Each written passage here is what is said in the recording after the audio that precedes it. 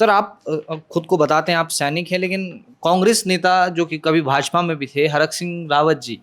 उनके बयान आपने भी सुने होंगे और आपने बहुत बार कहा भी है। वो कहते हैं कि आप भगोड़ा हैं, और कल भी उनका एक बयान आया था। देखिए, जो खुद भगोड़ा हो, जिसने कई पार्टी बदली करनी हो, देखिए मैं कभी, हरीश सिंह जी मेरे बहुत अच्छे मित्र हैं, मैं कभी देखा होगा आपने, मैं किसी पर इस प्रकार के आरोप क्यों नहीं लगाता।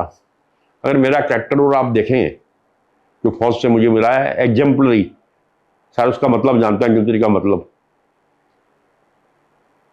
तो इसके तो आप मेरे सेंटर कमांडेंट से जाके पूछ सकते हैं कि जोशी जी फौज में थे तो उनका रिकॉर्ड क्या है। तो ऐसा है, देखिए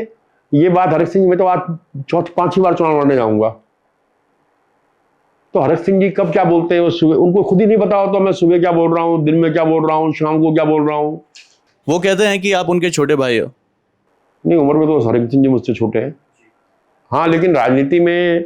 उनको पहले मौका मिला, हमने युवा मोर्चे में साथ काम किया है। लेकिन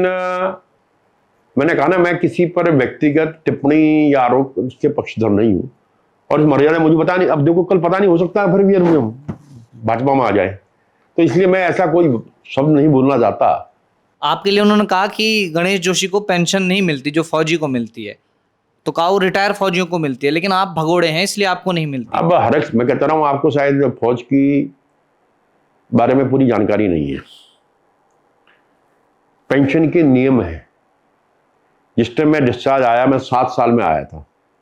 मुझे बाकी सारी सुविधाएं मिलती हैं, कैंटीन सुविधा मिलती है, मेडिकल बोर्ड में पेंशन के लिए 6 महीने नौकरी करना और आवश्यक था,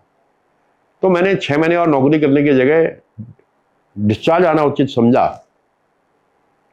और आज मुझे उसका फायदा भी हुआ कि मैं विधायक हूँ, मंत्री हूँ।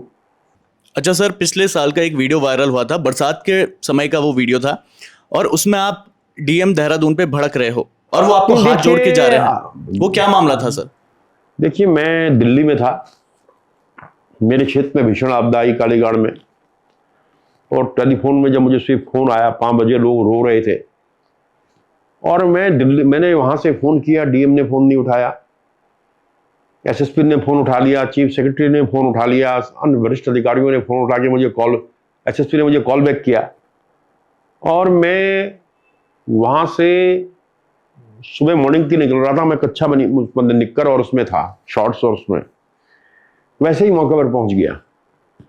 और जब मैं 2:30 बजे लौट कर आ रहा था, सारी चीजें नॉर्मल सी हो गई थी, जब डीएम सामने से आ रहा था तो मैं बहुत गुस्से में था, क्योंकि देखिए अगर मैंने कभी आज तक कभी भी गुस्सा किया है या कुछ किया है अपने व्यक्तिगत काम के लिए, आज तक किसी को नहीं किया। मैंने, मेरे क्षेत्र की जनता मेरी प्राथमिकता है, जिनकी वजह से आज मैं यहाँ पर हूँ, और उनके आंसू मुझसे देखे नहीं जा रहे थे, तो ऐसे मैंने डीएम से कहा, भाई आपने फोन क्यों नहीं उठाया मेरे, हमसे थोड़ा सा हॉट टॉक हुई, और वो चले गए आगे, मैं वापस आ गया। अब आजकल तो मीडिया हर चीज को अलग रूप में प्रस्तुत करता है, तो लेकिन मैं इन चीजों की चिंता नहीं करता। अब शुरू में तो लगता था, लेकिन मैं जब एक बार एक बड़े नेता के पास गया, मैंने इनसे पूछा,